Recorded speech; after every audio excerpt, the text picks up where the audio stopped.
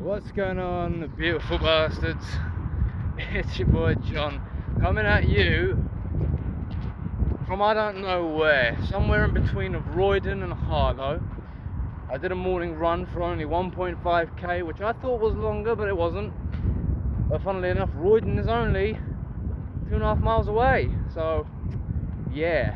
Anyway, joining today in the John program are these cows, which I'm sure they appreciate being recorded. I'm sure they don't have any problems with copyright, or what's that thing that people say when they don't want to be recorded? I have a right to not be recorded? I don't fucking know. Anyway, I'm sure that they're polite enough to allow me the privilege, which I think they have anyway. But anyway, what's going on?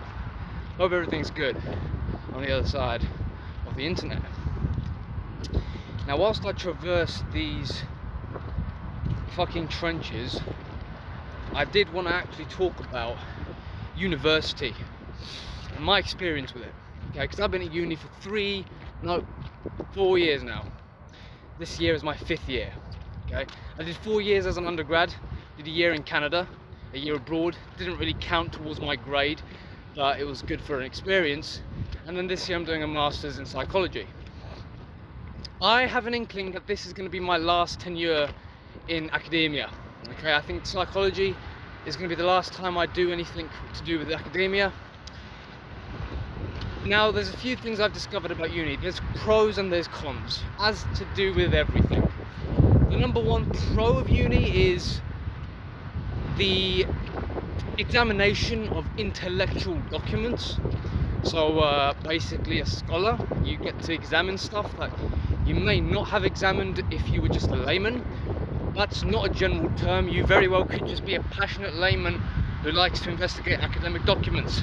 I don't know why you would do that. It'd be pretty fucking boring, but you learn something, right? Not much, but still, there's that.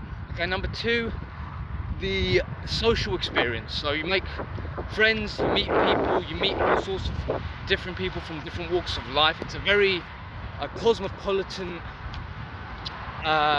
situation, cosmopolitan environment.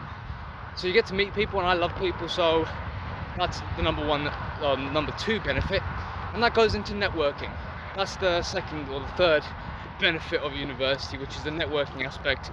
You meet people, you may meet people who are going to help you. You will make friends with people in maybe high positions. This is, of course, if you are getting out there into the world and actually exploring. The same thing goes for making friends with professors. These people are qualified professors, qualified doctors, experts in their subjects, experts in their fields of research, and you get to make friends with them. Oh, there's some family coming here. I'll pause this, don't want to get them in there.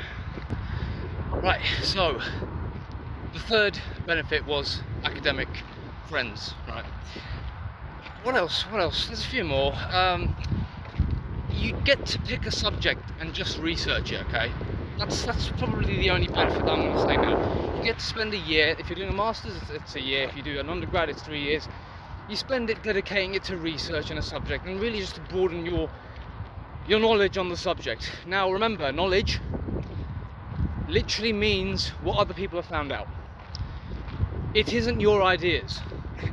It is what other people have found out. So you are reviewing the knowledge, the current literature on your subject. That's what you're doing, and that's what your job is as an academic. It's a benefit because you get to read what other people have said about it and their arguments and the variety of arguments, and you get to spend a few years just doing that. Okay? So you get to fuck around for a year, not do any work, not do any jobs, and just simply do nothing, but also do that as well. Okay, so that's where the benefits end. That's where they end, okay? Because now we're going to go to the cons. Why? Someone shut this door. God damn, son. Oh, I guess I'll shut the door as well then.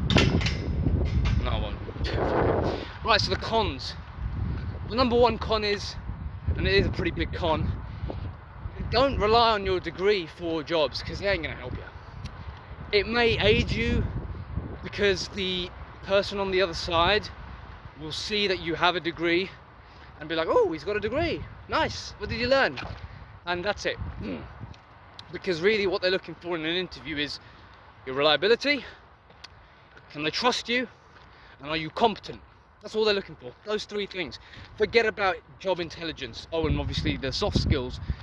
Are you a likable person? So Elisha Long talked about it, he sums it up. Be likable and be useful. That's pretty much what you need to do if you want any job, okay? It's all about social skills at the end of the day.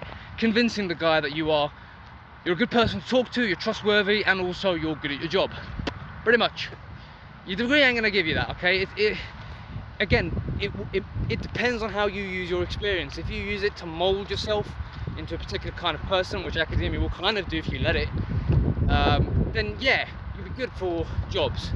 It will turn you into someone who is good at jobs and is good at doing research, academia, stuff like that. It will make you that kind of person. But yeah, so that's the number one con, is it ain't gonna help you with your job if you don't do anything with it, if that makes any sense. Number two, you are not intelligent because you went to university. You are not. I've seen dumb people, stupid people, yours truly included, get incredibly high marks in university assignments. And why is that? Why do you get high marks at university assignments, in university assignments? Why? Because all you are doing is taking somebody else's work, copying and pasting it into your Word document, and just mixing and mashing different versions of it to make an argument. You are not doing an original piece of work. You are copying other people's work. You are practically plagiarizing it. But academia is plagiarism. It's just, you just have to reference the plagiarism. And if you don't reference it, oh, now you are plagiarizing. And now you're going to get told off, and you may even get kicked off your course, right? It's a bit of a hypocrisy, because you've got to credit the people whose knowledge you're getting it from, but then they also got their knowledge from other people as well. So it's like, what's new? What the hell's new? What are we doing? You know? So it doesn't make you intelligent. It makes you an intellectual, and an intellectual is not the same as an intelligent person. An intellectual is someone who can copy and paste other people's arguments and is a scholar on a certain subject. Cool. But being a scholar is not being intelligent. Being a scholar is being a very eloquent parrot. So that's been my criticism for the entirety of university. My 3-4 years at uni, my main criticism of the entire system has been, okay, so I'm not actually doing my own stuff. I don't get to research a topic, come up, formulate my own ideas, and then prove my ideas with other people's work. I have to just take other people's ideas, use their literature to prove their ideas wrong, and then maybe, if I'm lucky and I've got a good enough professor, I can talk about my ideas a little bit in the conclusion. And that's how I got my 80s and my 70s, because I just copied and pasted other people's works. Because it clicked in my head, I was like, okay, well, academia is all about other people, it's not about me. Right, I got it. Okay, so that's one of the biggest cons of university. And that's it really. I don't have another con of uni. The student loans, obviously, I mean, at the end of the day, university is designed, it's supposed to broaden your knowledge. It's supposed to be a place of learning, a place where you expand your horizons, you broaden your mind, you become a well-established citizen, you become knowledgeable. Okay, that's great. But it doesn't make you intelligent, and that's my main criticism of university. They are not creating intelligent human beings, or even practicing intelligence. They're not doing that. They are practicing intelligentsia, which is not intelligence. It's intellectualism, really. They are creating the intelligentsia, which is an intellectual society where they know how to read other people's works, and they think they're clever because of it. And that's why intellectual pomps they're the most pretentious people on fucking planet Earth. They are. They think they know everything. They haven't spent a day in the real world, and they think that they know everything because they've read Marx and they've read Engels, bits and bobs of him, mind you, and they've read the Communist Manifesto, which is Marx and Engels. They've read a bit of Lenin's books, they've read Stalin's publications, and now they think they know communism. Now they think they know communism, and they say, oh, these guys weren't communist, they were liars, they cheated the system, they were actually, what do you call it, they were Napoleons, they were people who hijacked the revolution. That's the same argument that every single fucking person in the history of the world has given when it comes to revolutions and why they eventually created horrid regimes which just terrorize their populations through fear and through terror, and a lot of people don't get that. Oh, someone's coming again. Right, bumping into a lot of people today, but it's good. So yeah, I think that's going to be the end of the video, to be honest. I've kind of done my rant on uni. Look, I've enjoyed myself, and I've also found a lot of stipulations with it. I've definitely had my thorn in the side, so to speak. A thorn's been in my side. University has been a thorn in the side for me. But it's all about making the best of what's really there. There's no point having regrets, because the end question, which I think is going to be on your mind, is university worth it? And that entirely depends on your definition of what is worth it.